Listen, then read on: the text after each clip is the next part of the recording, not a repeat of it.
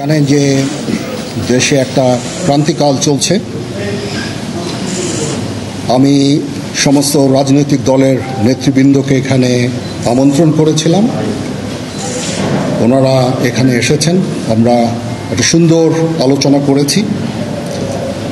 সেখানে আমরা সিদ্ধান্ত নিয়েছি যে একটা ইন্টারিম গভর্নমেন্ট আমরা ফর্ম করব এবং ইন্টারিম গভর্নমেন্টের মাধ্যমে এদেশের সমস্ত কার্যকলাপ চলবে।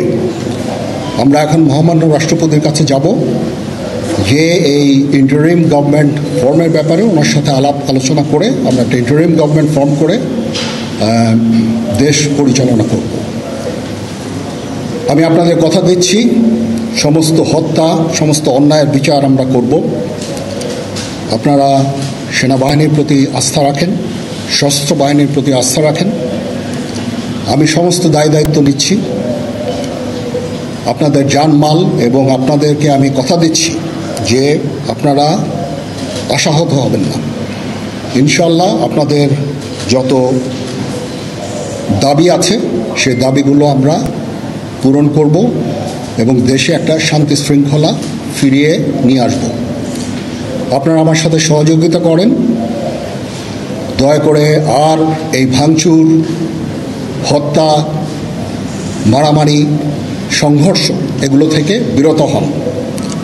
আমি নিশ্চিত যে আপনারা যদি আমার কথা মতো চলেন, আমাদের সাথে যদি একসাথে যদি কাজ করি আমরা, নিঃসন্দেহে আমরা একটা সুন্দর পরিণতির দিকে আমরা অগ্রসর হতে পারব। আপনারা দয়া করে আমাকে সাহায্য করেন। মারামারি করে এই সংঘাতের মাধ্যমে আমরা আর কিছু অ্যাচিভ করতে পারবো না, আর কিছু আমরা পাবো না। সুতরাং দয়া করে আপনারা সমস্ত ধ্বংসযজ্ঞ, সমস্ত অরাজকতা, সমস্ত সংঘর্ষ থেকে বিরত হন এবং ইনশাআল্লাহ আমরা সবাই মিলে একটা সুন্দর ভবিষ্যতের দিকে আমরা অগ্রসর হব। প্রতিটা হত্যার বিচার করা হবে, প্রতিটা অন্যায়ের বিচার হবে। আমরা আজকে সুন্দরভাবে কথা বলেছি। সমস্ত দলের প্রধান দলের নেতারা এখানে উপস্থিত ছিলেন। আমি ওনাদের ইনভাইট করেছিলাম এখানে। ওনারা ভেরি নাইস অফ দেম যে ওনারা এসেছেন, অ্যান্ড আমরা একটা সুন্দর আলোচনা করেছি এবং এই আলোচনাটা ফলপ্রসূ হবে বলে আমি মনে করছি এবং আমরা একটা সুন্দর একটা ইন্টারিম গভর্নমেন্ট ফর্ম করে আমরা দেশ পরিচালনা করব। মাননীয় প্রধানমন্ত্রী পদত্যাগ করেছেন এবং এখন একটা ইন্টারিম গভর্নমেন্ট ফর্ম করে আমরা আমাদের কার্যক্রম পরিচালনা করব। আপনারা একটু ধৈর্য ধরেন, আমাদের কিছু সময় দেন। ইনশাআল্লাহ আমরা সবাই মিলে সমস্ত সমস্যার সমাধান করতে সক্ষম হব। আপনারা আর এই সংঘাতের পথে যাবেন না এবং শান্তি শৃঙ্খলার পথে ফেরত চলে আসেন।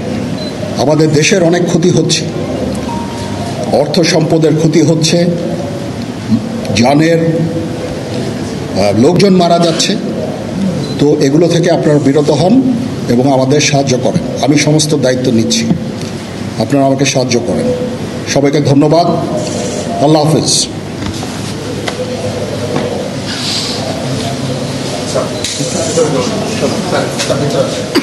আপনারা কি কোনো প্রশ্ন করতে চান?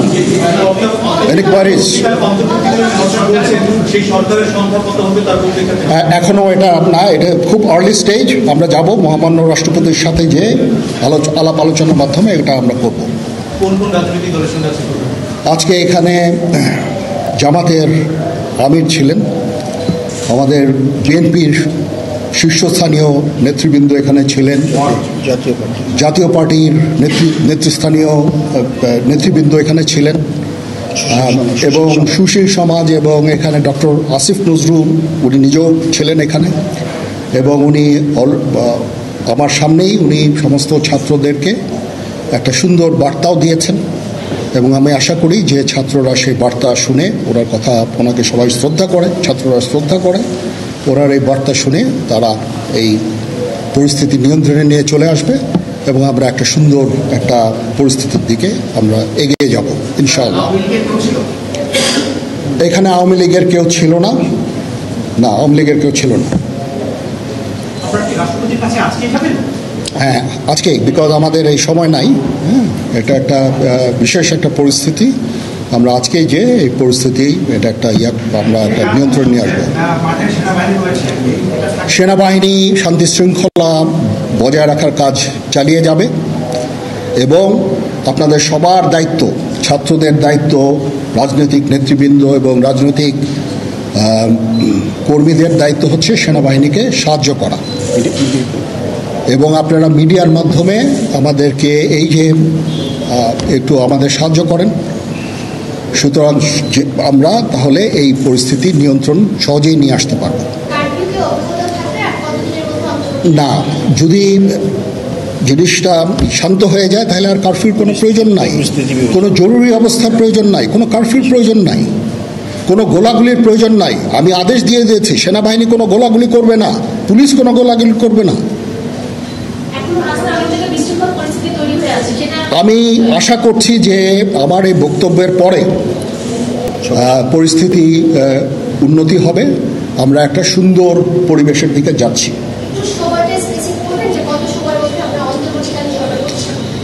আমরা এটা না, আমি আজকে রাতের মধ্যে একটা আমরা সলিউশনে যাওয়ার চেষ্টা করব, বাট আমাদের হয়তো 2-1 দিন সময় দিতে হবে। এটা আমরা এখনো এটা টু আর্লি। আমরা যাচ্ছি যে আমরা কথা বলবো মহামান্য রাষ্ট্রপতির সাথে, আমরা একটা সুন্দর সলিউশনে আমরা পৌঁছাবো।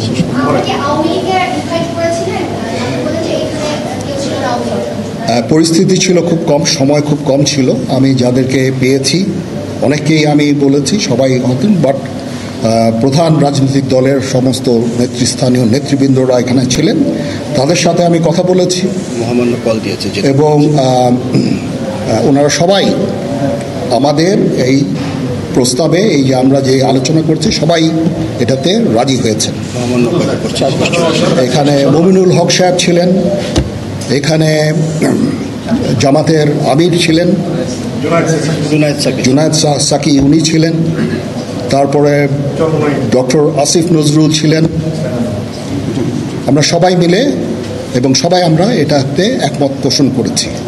এখন ছাত্রদের কাজ হচ্ছে যে শান্ত হওয়া এবং আমাদেরকে সাহায্য করা। আমি তো বলছি এতক্ষণ আমার এই বক্তব্যের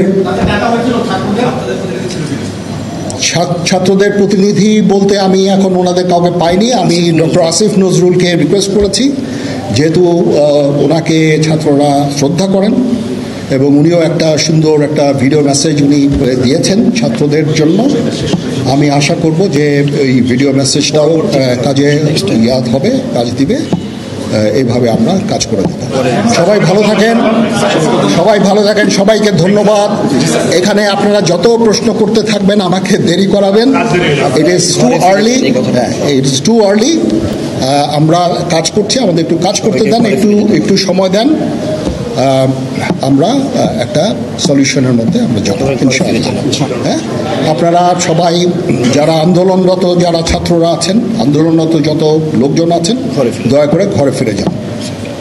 সবাই ভালো থাকেন, আল্লাহ আমাদের মঙ্গল করুক। আল্লাহ হাফেজ।